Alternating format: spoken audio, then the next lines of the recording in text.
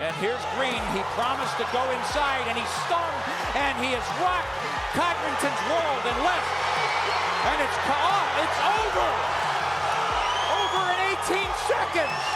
Greetings, friends. Today, our segment, which features the fastest knockouts, will once again delight fans of beautiful, spectacular boxing. Enjoy watching.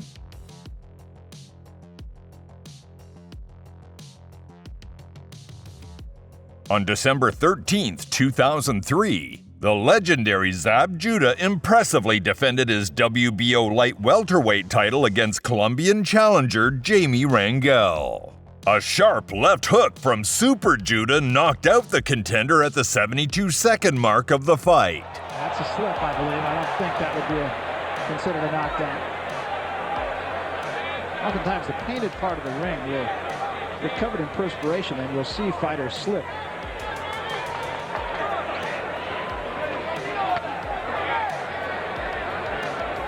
Rangel has knocked out his last three opponents. There's no question it's the fact that he's got pop. It's just a question of the caliber of competition.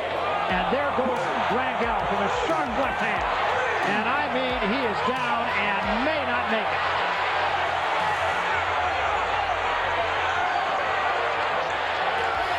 Well, the question's answered in a minute and 13 seconds. Wow. And there was no doubt about it. Left hand right down the pipe. Judah said he was going to come out there, take charge, get on the...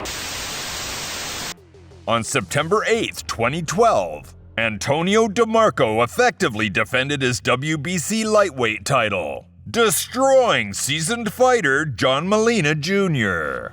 Right at the start of the bout, DeMarco stunned the challenger with the left hook, forcing him back to the ropes, from which John could not escape. The referee stopped the beating at the 44-second mark of the fight.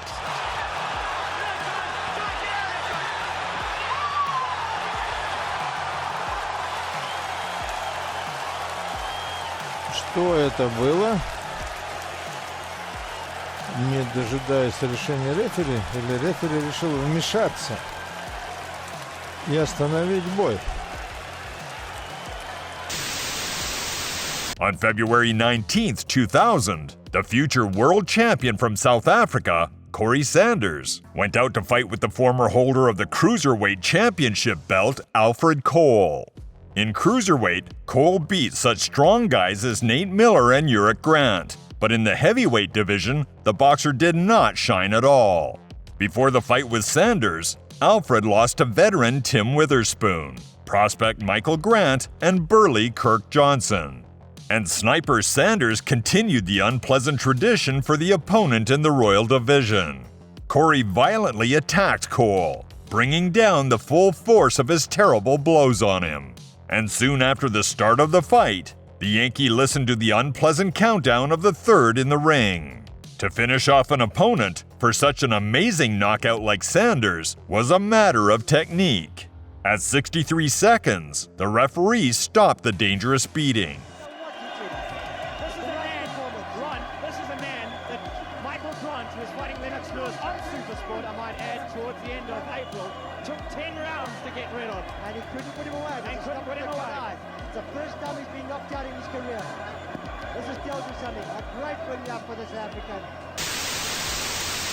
The formidable George Foreman, who inspired genuine horror on many of his rivals, won the world title in January 1973, destroying Joe Frazier himself in just 2 rounds. And on September 1st of the same year, Big George held the first defense of his precious regalia. He was opposed by Puerto Rican Jose Roman.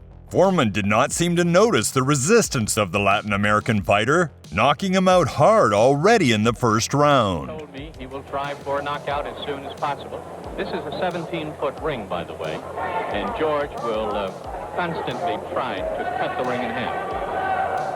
Roman, on the other hand, of course, will try and stay out of corners. All right, put that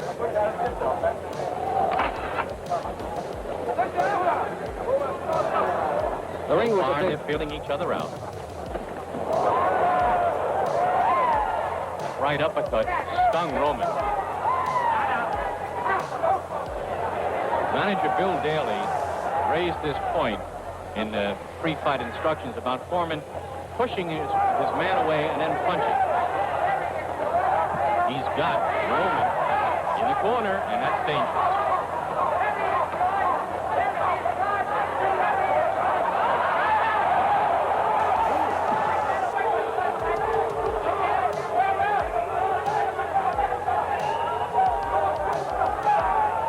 Of course, that was an accidental punch.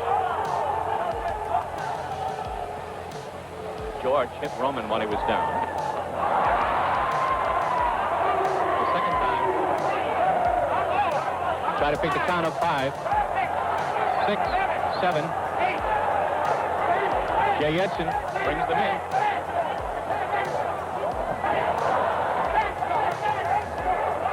The right uppercut did the job.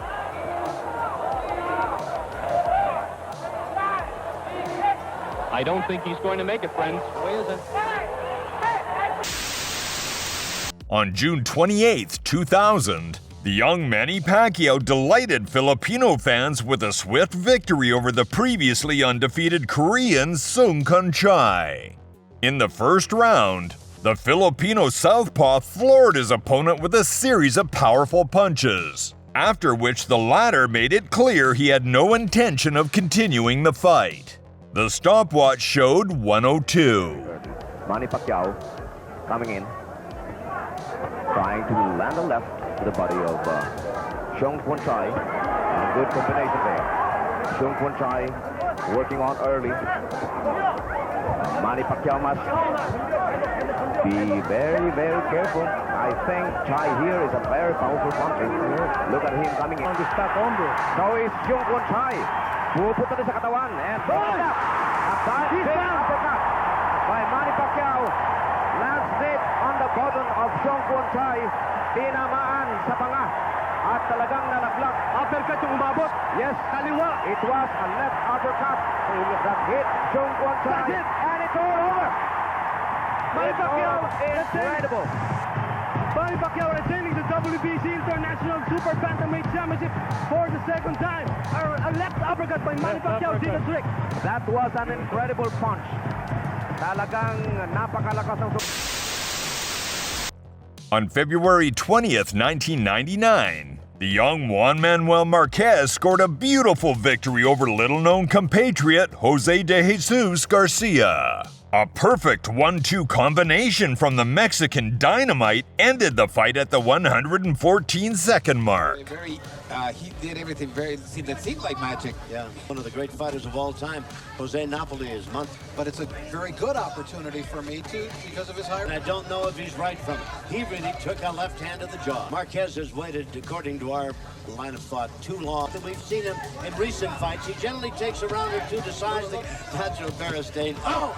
Right hand, short to the point. I don't think for boxing may not be able to command his attention and feud. In the world in his weight class, Juan Manuel Barrera. Unusual punch. Look at that right uppercut. You've never seen anybody put the power to this guy. Yeah. Oh, that and is I think just he might have been thinking back. And the thing is that Kais immediately called him out.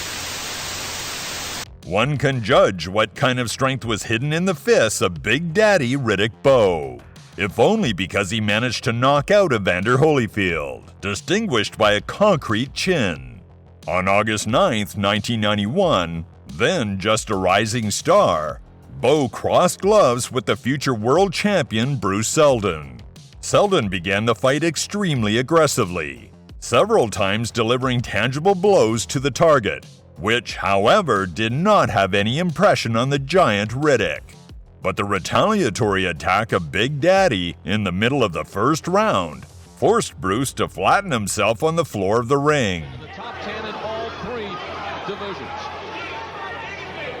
A fast start for Bruce Seldon, and the big complaint against Bruce is that he starts real fast, but then he slows down late, down to a walk. Tapers later, runs out of gas, but he says he's in great condition. He wants to keep the pressure on Riddick Bowe.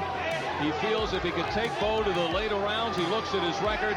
Riddick Bowe has only 2 of his 22 knocks. Oh! And there is Seldon walking into it in the first round. The right hand from Riddick Bowe. He knew he had to set it up with the left hand.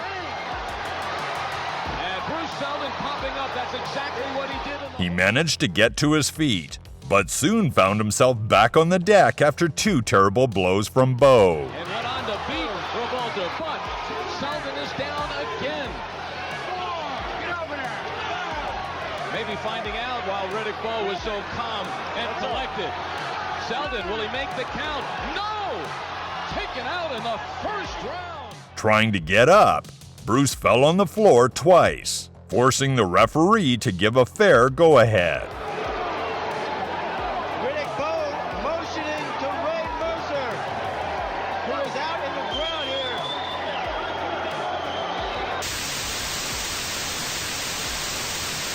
On June 17, 2000, the great Marco Antonio Barrera defended his WBO title in the second lightest weight from the encroachments of Brazilian puncher Luis Claudio Freitas. Anger for the unfair defeat in the previous fight from Eric Morales, the killer with the face of a child completely poured out on the unfortunate challenger. Freitas was brutally destroyed by the frenzied Mexican already at the 87th second of the fight. De San Salvador, Bahía, y aquí tienen ustedes, amables amigos, a un brasileño que dice que va a salir a ganar, porque esta será su tercera pelea cuando quiere meter la mano izquierda en forma de canción empática y repite dos ocasiones en la mano derecha y está cayendo. 4, 5, 6, 7, 8. Señoras y señores, no más, no más. Briton Henry Castle never reached for the stars. But in his career, there are some notable achievements. On October 17, 2008, Castle scored an impressive victory over experienced compatriot Graham Earl, who had previously unsuccessfully challenged for the world title. In the first round, Henry knocked down his opponent and then, in a straightforward but powerful style, pummeled him until the referee intervened. The native of Southampton took only 69 seconds for all this. I think he was just standing his ground, taking too many chances, but his eyes have that kind of shocked look about them, so I think he was badly shaken by that. But we've seen his powers of recovery in the past. Wondered as he stopped his head was hurt again. Good work from Castle, who's had a 10-week training camp and said he's the sharpest he's ever been. And Graham Earl in desperate trouble in the ring when he had some of his best British title wins. And these punches, oh, it's gone, he's stopped it, it is! It's a massive win for Henry Castle, and surely the end of a long, promising and successful career for Graham Earl. Castle. On January 3, 2007, the formidable Edwin Valero effortlessly defended his WBA super featherweight title, destroying Mexican Michael Lazada.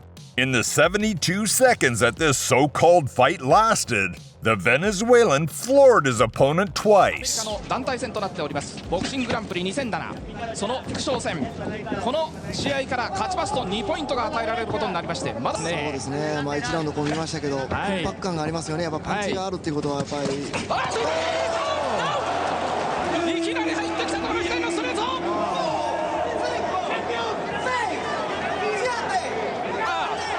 立ち上がりましたが左のストレートまただこの WBA は3ノックダウン制ダメだ止めたレフェリー止めた秒殺まさに秒殺解説する暇もなかったですね解説にゲストの方 Such a respected fighter as Riddick Bowe spoke flatteringly about the striking power of Nigerian Herbie Hyde. On April 18, 1998, Hyde defended his WBO heavyweight championship belt from the encroachments of the average Damon Reed. Hyde forced his opponent to forget about his championship ambitions in just 52 seconds, first sending him into a knockdown. and a moment later forcing the referee to save the health of the American inferior in class. 15 seconds, and I'm not sure Reed will get up. He's never been in with a fighter at this level. Mandatory. He's cut as well underneath the left eye. Rudy Battle is asking him again, are you all right? He's not sure about it, you know. Neither am I. Battle says, put your gloves up. The referee almost didn't want to let that go on, and I think he's going to dive in here. And he's waving it. I think he's going to wave it off. Reed, oh, it's all over in no time at all, and it was, I'm afraid to say, a predictable farce. It was. You can't say anything more. He was not equipped for a fighter of Hyde's caliber, and he shouldn't have been in the ring. It was Hyde can only fight who's in front of him. He did his work right. A few good punches from Hyde. The legendary Juan Manuel Marquez is deservedly considered one of the most skillful counterpunchers in the history of boxing. On July 16, 2011, having decided to warm up before the third fight with Manny Pacquiao, the great Mexican fought with the former temporary champion Ramos. It was clear to everyone that this fight was unlikely to last long, but the reality exceeded all expectations. Already in the first round, Juan Manuel's strongest blow from the right sent his opponent into a knockout. Marquez coming in. Oh, there you go. Caught him with a shot, and he may not be Juan Manuel Marquez. This is still out. It looks like it was champion and Ramos. Oh yeah, watch this. Jab. Oh, that was the right hand. On March 13, 2004, Danish pride Mikkel Kessler delighted his fans with a quick victory over former world champion Julio Cesar Green. A heavy right body shot from the Viking Warrior knocked out the veteran at the 82nd mark of the fight.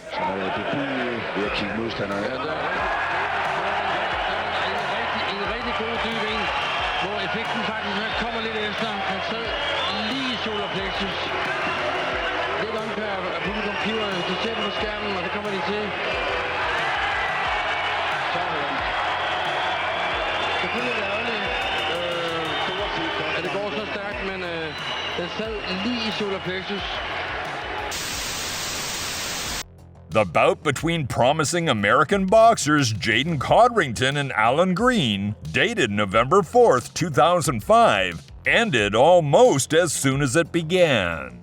At the 18-second mark, a series of brutal punches from the Dog Ghost sent Jaden into a deep knockout. Over in 18 seconds!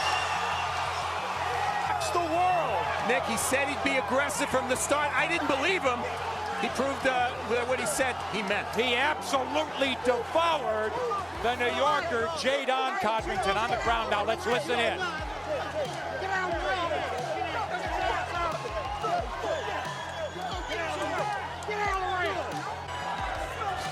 It's the only punch that seemed to miss. Left hook started it. And watch the gloves drop. Oh, that's a frightening.